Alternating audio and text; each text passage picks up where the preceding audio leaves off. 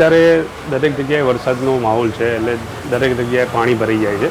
કોઈક જગ્યાએ વધારે ભરી જાય છે, કોઈક જગ્યાએ ઓછી ભરે. ત્યાં આપણે આપણી ગાડીનું ધ્યાન ક્યાં રાખવું અને કેટલા પાણીમાં સુધી ગાડી જવા દેવી.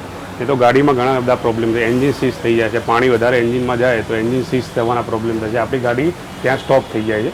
તો એના કારણો એ છે કે ગાડીમાં 3 જગ્યાએથી પાણી જાય. એક તો એનું એર ફિલ્ટર એસેમ્બલી છે, જેથી એન્જિન એર અંદર જાય. તો એમાં શું છે કે પાણી એન્જિનમાંથી એર ફિલ્ટરમાંથી એન્જિનમાં જશે. એન્જિનમાં ગયું તો તમારું એન્જિન સીઝ થઈ જશે. બીજું છે સ્પાર્ક પ્લગ. સ્પાર્ક પ્લગ સુધી બી પાણી આવી જાય તો એના અંદર પાણી જવાના ચાન્સીસ રહે છે. એના લીધે આપણી ગાડી સ્ટોપ થઈ જાય છે.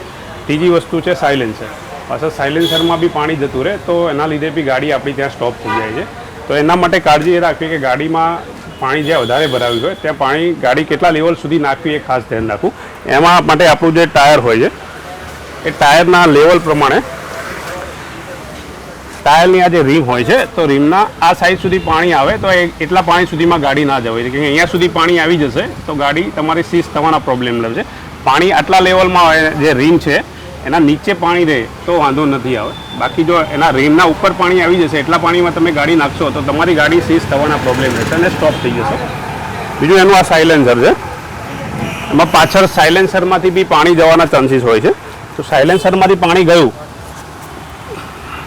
તો એનાથી પ્રોબ્લેમ થશે, ગાડી સીઝ થઈ જશે.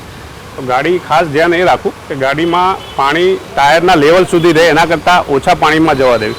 જો એના કરતાં વધારે પાણીમાં જશે તો ગાડી તમારું એન્જિન સીઝ થઈ જશે અને ગાડી સ્ટોપ થવાના ચાન્સીસ વધી જશે.